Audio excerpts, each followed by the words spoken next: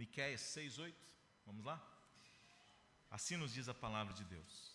Ele te declarou, ó homem, o que é bom. E que é que o Senhor pede de ti? Que pratiques a justiça, e ames a misericórdia, e andes humildemente com o teu Deus. Vamos orar. Deus amado, é sempre com temor e tremor que abrimos a tua palavra e clamamos por graça, por misericórdia, por iluminação do teu Santo Espírito, para que possa, Pai, neste momento, falar a cada coração, a começar em mim, que só tenha misericórdia, no nome de Jesus, de maneira, Pai, que a palavra, que a espada do Espírito, que ela seja a espada nesse momento e possa falar aos nossos corações, com graça, com misericórdia, de maneira curadora, transformadora, para a glória de Jesus. É a nossa oração agradecida. Amém. Irmãos, eu quero conversar brevemente aqui com você acerca do como viver e agradar a Deus. Se você tem alvos, se você tem sonhos, se você tem objetivos, eu quero te dizer que precisa ter o maior. O maior que diz a Bíblia não é o nosso sucesso. O maior não é sermos felizes. O maior não é termos uma vida tranquila, alienada, sem problemas, sem adversidades. A coisa mais importante da vida não é se temos adversidades ou não. O propósito maior que eu e você precisamos cumprir é aquele que se encontra em 1 Coríntios, capítulo 10, verso 31. Portanto, quer comais, quer bebais, ou façais qualquer outra coisa, fazei-o para a glória de Deus. Desde que alguém se converte, ele passa então por um processo onde o desejo maior do seu coração é viver para agradar a Deus. Nós temos inúmeros textos na palavra de Deus que nos fala acerca desse novo desejo, desse novo anseio que o Espírito Santo coloca no nosso coração quando nós somos levados até Cristo e quando nós entendemos que estávamos condenados, mortos nos nossos delitos e pecados, mas o Espírito Santo nos leva a olhar para a cruz e contemplando a cruz, ele nos leva a crer que Jesus estava substituindo-nos ali e a partir de então o desejo que se instaura, que cresce, que surge no nosso coração é: eu quero viver para Deus, eu quero ser alguém de Deus, eu quero viver para a glória de Deus. Logo já não sou eu quem vive, mas Cristo vive em mim. E esse viver que eu tenho na carne, eu vivo pela fé no Filho de Deus que me amou e a si mesmo se entregou por mim. Viver para agradar a Deus tem que ser o maior desejo de um crente. Viver para glorificar a Deus, viver para agradar a Deus tem que ser a aspiração mais importante na vida de alguém que nasceu de novo. E nesse texto que lemos, ele nos fornece aqui pelo menos 3 orientações acerca disso. Se eu e você queremos viver para agradar a Deus, quais são os caminhos? O que eu e você precisamos entender acerca disso? Quais devem ser as coisas presentes no nosso coração, no nosso caminhar, na dinâmica da nossa vida, que realmente possa cumprir com esse propósito, possa cumprir com esse objetivo? Esse texto de Oséias fornece-nos pelo menos 3. Se eu quero viver para agradar a Deus, eu tenho que entender 3 coisas, pelo menos à luz desse texto. Poderíamos colocar muitas outras, mas como nós temos que ser bíblicos e ficar apenas com o que o texto diz, eu vou me ater apenas a 3 coisas que esse texto nos ensina acerca de como nós devemos, podemos e precisamos viver para agradar a Deus. Hoje pela manhã nós falamos sobre o grande desafio de ser crente no mundo contemporâneo, estabelecendo aí aquilo que Efésios capítulo 4, 17 a 24, nos ensina sobre um contraste de uma vida sem Deus e uma vida que anda com Deus. Como que se caracteriza essas vidas? Alguém que não teve um encontro com Cristo, o que é que ele pensa, como que ele age, como que ele se comporta? Mas alguém que está em Cristo, como que caracteriza a sua vida? Como que caracteriza os seus pensamentos, os seus sentimentos, as suas ações? Como que caracteriza essas pessoas? E aqui nós temos, irmãos, 3 direcionamentos acerca desse princípio importante para a nossa vida. Eu quero agradar a Deus, eu quero glorificar a Deus, eu quero ser alguém grato a Deus por tudo que Ele tem feito por mim. Primeira coisa que o texto então nos ensina é que eu e você precisamos viver à luz da revelação de Deus. Nós precisamos, se eu quero viver para agradar a Deus, eu preciso entender algo. Eu não posso viver de acordo com aquilo que eu penso. Eu não posso viver de acordo com aquilo que eu acho que é correto. Eu não posso viver de acordo com aquilo que eu entendo ser correto. Eu tenho que viver orientado, iluminado, direcionado pela palavra de Deus. Pois o texto assim nos diz: Ele te declarou, ó homem, o que é bom. E o que é que o Senhor pede de ti? Deus declarou-nos, Deus revelou, Deus já disse tudo aquilo que eu e você precisamos saber para viver uma vida que possa glorificá-lo, que possa agradar a Ele. Nós temos a palavra, por isso que nós costumamos dizer aqui que a Bíblia é a nossa única regra de fé e prática. O importante não é aquilo que o professor de filosofia, de sociologia, de psicologia, o importante não é o que ele diz. Se o que ele diz está fundamentado na palavra de Deus, ok, cremos na graça comum, cremos na revelação geral de Deus, os céus proclamam a glória de Deus, mas a coisa mais importante que nós precisamos entender é que nós somos orientados pela palavra de Deus. Nós temos que viver à luz desta palavra, nós temos que ser regidos pela palavra. Se eu quero viver para agradar a Deus, o importante não é o que eu penso, não é o que eu sinto, não é o que eu acho, mas é o que Deus pensa, é o que Deus acha que é. Nós temos muitos textos na Bíblia, como por exemplo, Salmo 25:8, bom e reto é o Senhor, por isso aponta o caminho aos pecadores. Hebreus capítulo 1, versos 1 e 2 diz assim: havendo Deus outrora falado muitas vezes e de muitas maneiras aos pais pelos profetas, nesses últimos dias nos falou pelo Filho, a quem constituiu o herdeiro de todas as coisas e pelo qual também fez o universo.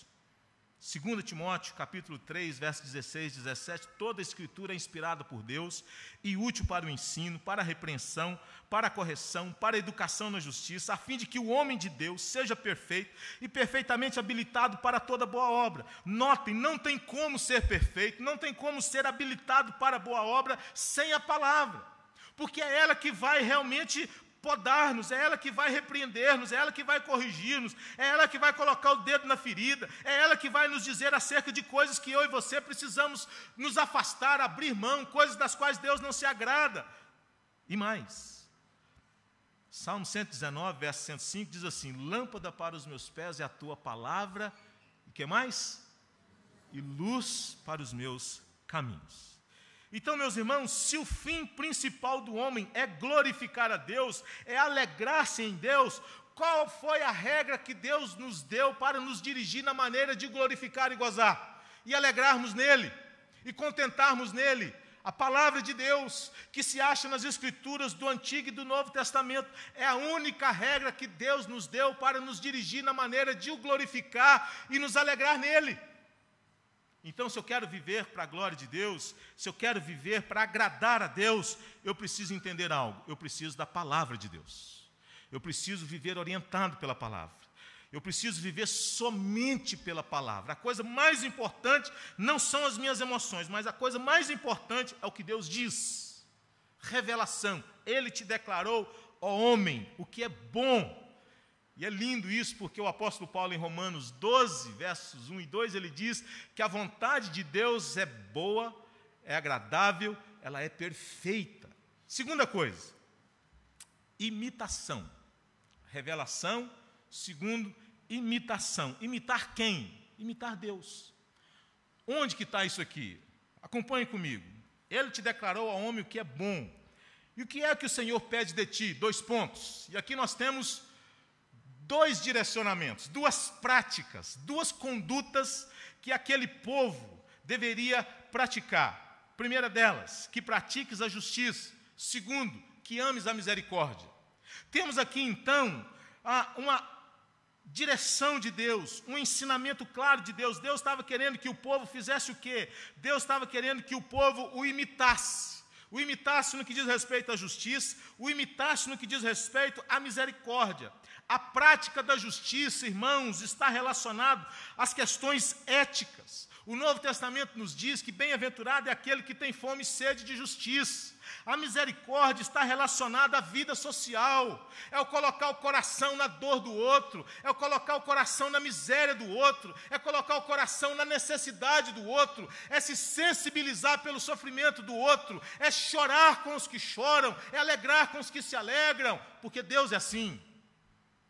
Deus é um Deus de justiça, Deus é um Deus de misericórdia, como, por exemplo, Efésios 5, verso 1 nos diz: sede, pois, imitadores de Deus como filhos amados. Gálatas 5, 22, mas o fruto do Espírito é bondade.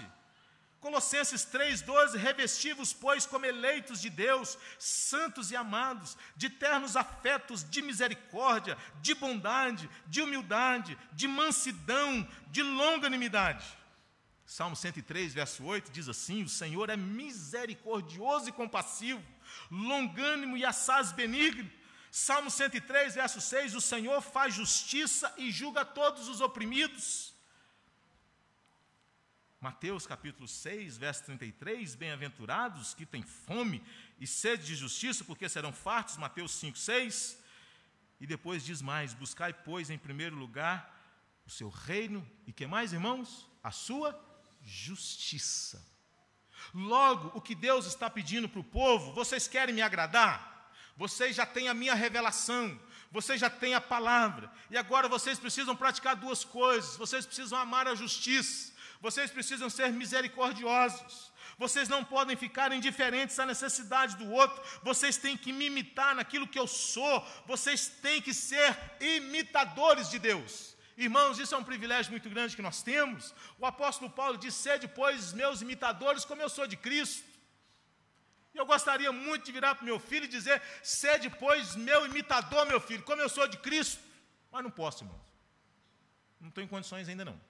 Pretendo chegar lá. Mas Deus quer que eu e você sejamos imitadores dele. Aliás, lamentavelmente, hoje ficou extremamente danificada a ideia do ser cristão, porque hoje a coisa mais fácil é a pessoa dizer que é cristão, mas o princípio, o ensinamento fundamental dessa palavra era muito lindo, pois em Antioquia foram pela primeira vez que os discípulos foram chamados de cristãos. Eles se pareciam tanto com Jesus, eles se assemelhavam tanto a Jesus, que as pessoas disseram: vocês são pequenas miniaturas de Cristo, são pequenos Cristos. Lamentavelmente, irmãos, a gente vai perdendo a noção do que é ser crente. Ser crente é ser tomado por um desejo, por um anseio, por uma necessidade, por uma vontade profunda que está no nosso coração, da gente ser cada vez mais parecido com Jesus, da gente se conformar cada vez mais com Cristo.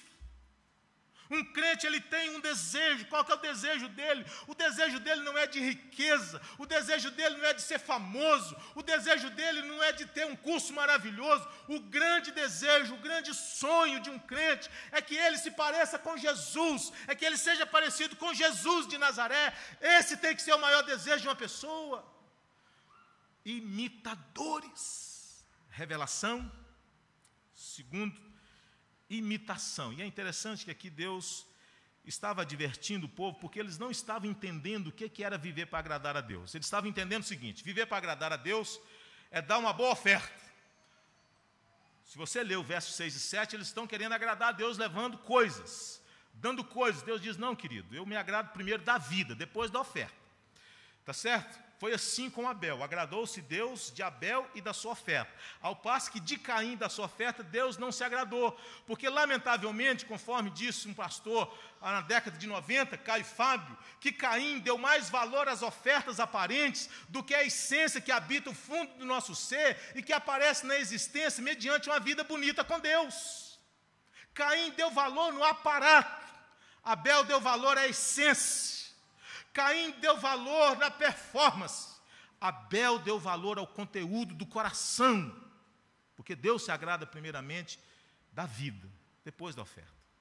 Imitação. Terceiro e último, submissão e comunhão.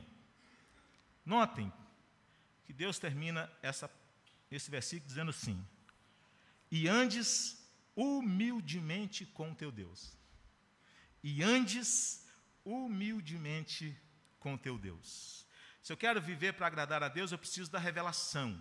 A minha mente tem que pensar biblicamente, a minha visão, a minha cosmovisão, ela tem que ser bíblica, ela tem que ser cristocêntrica, ela tem que ser Bíblia no centro de todas as coisas. Se eu quero viver para agradar a Deus, eu preciso entender que eu preciso imitar a Deus. Deus é bom, Deus pede que eu seja bom. Deus é misericordioso, Ele quer que eu seja misericordioso. Deus é longânimo, Ele quer que eu seja longânimo. Deus é paciente, Ele quer que eu seja paciente. Deus se alegra, Ele quer que nós nos alegremos. Deus se entristece com o pecado, Ele quer que nós nos entristeçamos com o pecado. Por último, se eu quero viver para agradar a Deus, comunhão, submissão. E andes humildemente com teu Deus.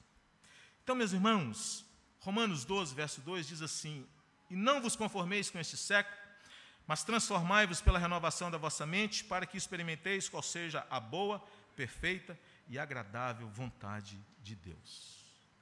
Colossenses 1, 9 e 10.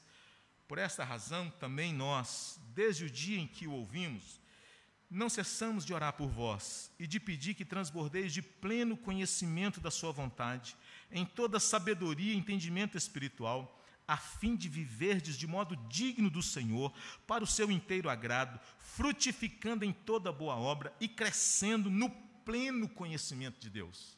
Irmãos, se eu quero viver para agradar a Deus, eu não posso ter comunhão com esse Deus esporadicamente. Se eu quero viver para agradar a Deus, eu não posso ter intimidade com esse Deus uma vez por semana. Se eu quero viver para agradar a Deus, por isso que o termo que está aqui, qual que é? É de você andar com Deus, viver em Deus, alegrar-se em Deus.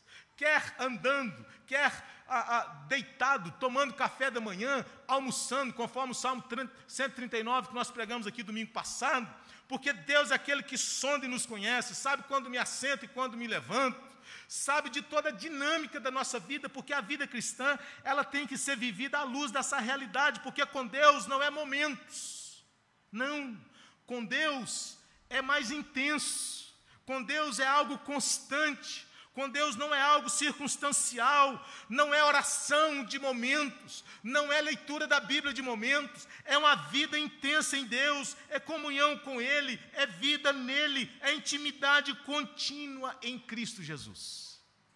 Por isso, que a gente não sai daqui, vai para casa, e de segunda a sábado eu não estou andando com Deus. Deus ficou no templo. Não. A gente continua. A nossa vida nele continua, porque é um andar. A vida cristã é um caminhar, não é diferente. Não pode ser diferente. Se eu quero viver para agradar a Deus, eu tenho que desenvolver uma comunhão intensa com Ele, intimidade com Ele, vida nele, oração contínua, quebrantamento contínuo, uma vida de santidade, uma vida de intimidade. Porque conhecer a Cristo não é ter informações acerca de Cristo, é ter experiências com Cristo. Então, queridos, 3 coisas muito básicas, breves, mas eu queria que você guardasse no seu coração. Você quer viver para agradar a Deus? Revelação. Quer viver para agradar a Deus? Seja um imitador de Deus. Quer viver para agradar a Deus? Tenha comunhão com Deus.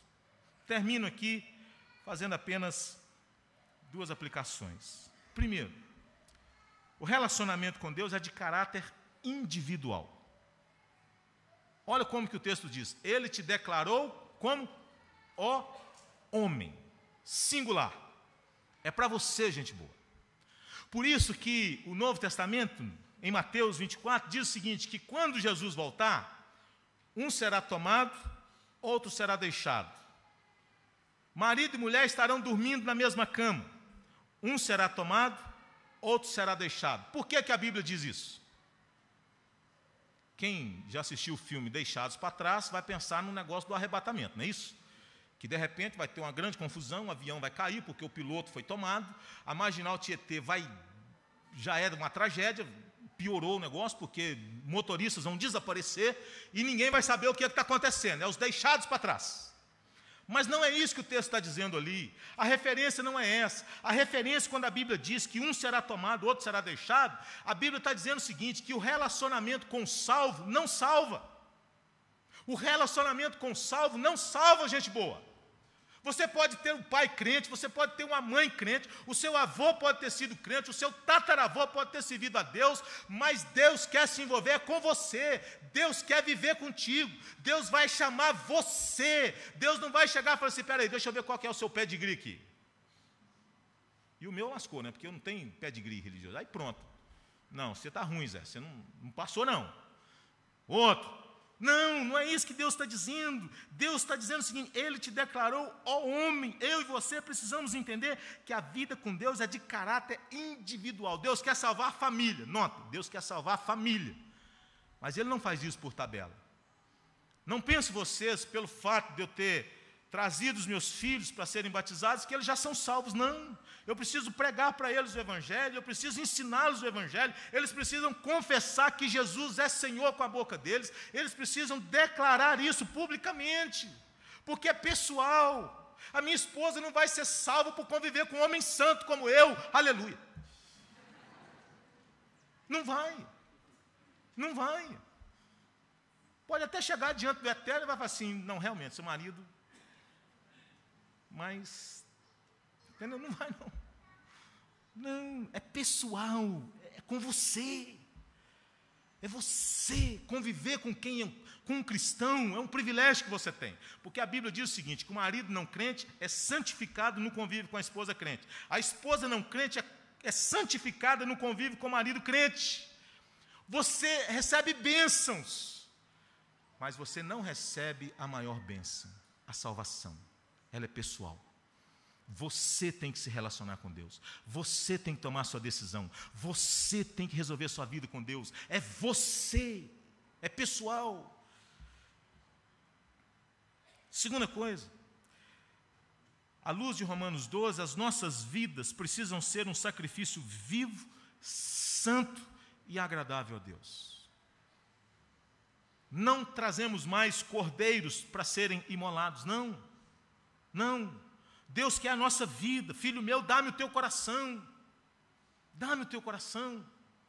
E nós precisamos, vem o Senhor, minha vida, oferecer, não é esse o hino que nós cantamos?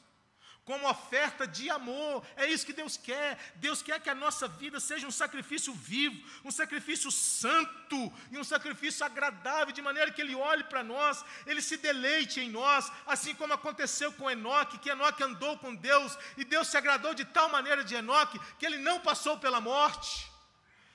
O homem tinha uma intimidade tão profunda com Deus, o homem se alegrava tanto em Deus, que não experimentou a morte. Irmãos, nós precisamos viver à luz dessa verdade.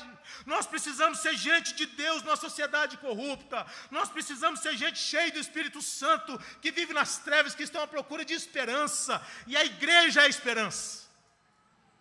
A igreja é a esperança. Você, meu irmão, é o sal da terra, é a luz do mundo. E nós vivemos numa sociedade de pessoas se matando, de adolescentes se cortando, se mutilando todo, de jovens que não sabem o que fazer, desesperados. Estão sem esperança. Vivamos de tal maneira que as pessoas, ao olharem para nós, elas possam suplicar para conhecer o Jesus que nós conhecemos. Eu ouvi o que um pastor disse uma vez, e aquilo eu guardei no coração. Nós sempre pensamos no sal, principalmente levando em consideração a cultura daqueles dias, que ele tinha a finalidade de preservar, de evitar que os alimentos se apodrecessem, se deteriorassem. Então nós sempre utilizamos a figura do sal, quando diz, vós sois o sal da terra, que a igreja está evitando que a sociedade seja pior do que já é. Também é. Mas ele falou um negócio que eu achei interessante, que o sal serve para uma outra coisa. O que sal faz quando você come uma comida salgada? Aumenta a pressão, né? Tem um problema, aumenta a pressão. Mas vamos pegar o lado bom. Da sede. Sal da sede. Ser crente é impactar na vida das pessoas de tal maneira que elas sintam desejo de servir a Deus, de olhar para você e saber que você tem paz no seu coração, saber que você passa por momentos difíceis, mas você tem uma confiança inabalável e elas não conseguem entender como é que você vive assim. Me fale desse seu Deus, que eu não consigo ser assim. Qualquer coisa abala a minha vida. Qualquer coisa eu estou achando que o mundo já vai acabar. E eu não consigo entender como que você tem paz, como que você sorri, como que você tem alegria, passando por tudo que está passando. Como pode isso? Querido, viva. Seja você um sacrifício vivo, santo e agradável a Deus. Amém? Viva para a glória de Deus.